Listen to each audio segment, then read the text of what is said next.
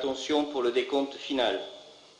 10, 9, 8, 7, 6, 5, 4, 3, 2, 1, stop.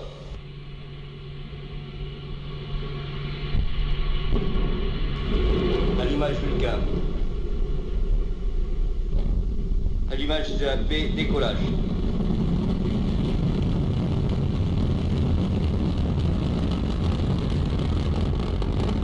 Paramètres à bord sont nominaux.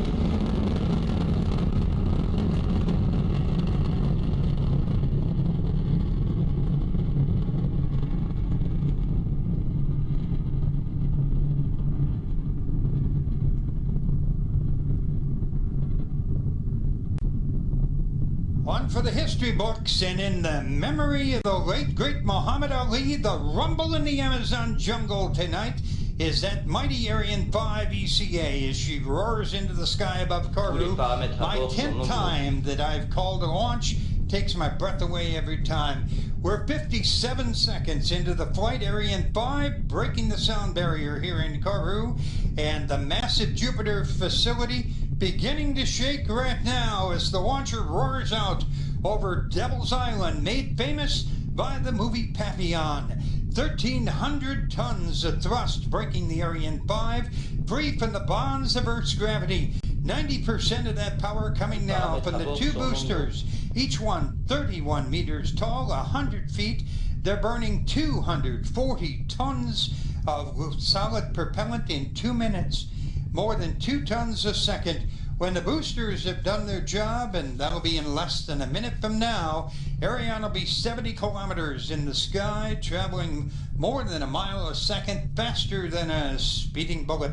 And you can see on the bottom of the screen the numbers, pertinent numbers for tonight's launch. And that data being collected from Galiata tracking station on a big hill behind us here at Jupiter. Engineers there evaluating all the data in real time. 2:07 into the flight, the VIP's still on the patio, and they're waiting for the burnout and jettison of the twin solid rocket boosters coming up in about 3 seconds from right now. And you will be hearing the announcement of the separation of the EAPs, the boosters, and the boosters will have done their job. They will fall away, and we won't need them any longer. And that will be occurring. There you see the animation. We've now lost about 600 tons worth of weight. The mass of the launcher, 180 tons, and all that's gone in about 2 minutes. The lighter we get, the faster we go. The next major event will be the jettisoning of the fairing. We'll see that in a moment. It will be gone in a few seconds. And it has protected the satellites on the ground, and in the early minutes of the flight into the sky, there you see the animation of the quaff, or the fairing going away. We just lost 2 more tons. There's some great video from an earlier mission showing what it looks like as that fairing drops away. And the launcher is now 118 kilometers above Earth. We're technically in space. We still have a long, long way to go, however. I call your attention to the animation. You see all the numbers on the bottom of the screen. And we also will be watching the desired flight path in a moment on the upper right-hand side of the screen. See that curve and the green dot? We want to follow that curve perfectly. That means our performance is nominal. More key officials at Jupiter, Bruno Gerard, the Vice President of Ariane Space responsible for the establishment here in French Guiana. Joël Donadel, the head of ESA's offices here in Kourou, and Bernard Chamoul, the head of CSG for Kines. The main cryogenic stage, or EPC, now burning. It burns for about 9 minutes. And the EPC is really just a huge fuel tank. It holds 150 tons liquid oxygen, 25 tons of liquid hydrogen. That engine gulping 320 kilograms, 700 pounds of fuel a second. That's 500 times more than a jet engine. You know, I have absolutely no idea what the fuel mileage is on the Ariane 5, but it is built for speed and power, and in that arena, who cares about fuel economy? It is a workhorse. And there you see that we're moving out over the Atlantic Ocean. You know, I live in Denver, and one of the questions I frequently get from people is, why do I come here to French Guiana for a rocket launch? When do you come down here? Well, the space base is only 500 kilometers, 300 miles north of the equator. The Earth rotates faster at the equator than it does, say, at Kennedy Space Center in Florida. Thus, the Ariane 5 gets a huge boost from the Earth's rotation. This allows satellite operators in many cases to launch heavier payloads, add more fuel to their birds, and increase their operational life. And that generates more revenue. Just one more reason that Ariane Space is the undisputed champion of the commercial satellite launch industry. Oh, you know, and another question people ask, what about hurricanes? Well, I'm not a meteorologist, but the European Space Agency evaluated locations for the base. One thing they learned, hurricanes in the Western Hemisphere don't drop this low. Look at those pictures of the replay, just 6 minutes, 28 seconds into flight as the Ariane 5 roared off the launch pad here in French Guiana. And, you know, seeing it roar off the pad reminds me of one other thing. You can never say never, but French Guiana doesn't have earthquakes.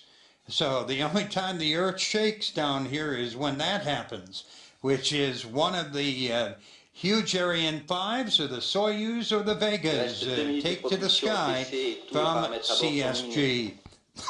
We are right on track at the 7-minute mark, and the rocket is currently 165 kilometers above the Earth. We're moving on out at great speed tonight. Final target 9.3 kilometers per second. And you know, a few more interesting facts. EchoStar 18 and BRISAT represent the 533rd and 534th satellites to be launched by Ariane Space. They also are the 119th and 120th satellites to be placed into geostationary transfer orbit by the workhorse of the fleet. The Ariane 5 has been picked up by our tracking station in Natal, Brazil. Everything functioning perfectly right now. Tonight we're using 5 tracking stations. Here in Kourou, it's Gilat, up on a large hill just south of us here at the launch base. Natal in Brazil, Ascension Island in the mid-Atlantic. The west coast of Africa, we've got Libreville, and on the east coast of Africa, we have Melindi.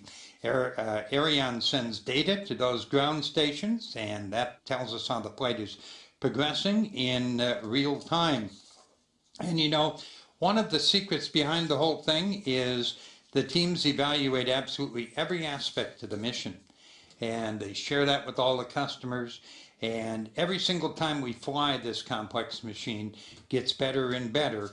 And the Ariane 5 ECA has 4-dish network, or the SILDA that we just dropped off. And again, you don't want to bump into something in space. That makes for a bad day. More rocket science and orbital physics coming into play right now, high over the Indian Ocean. The space ballet continues as we prepare for that separation of BRISAT.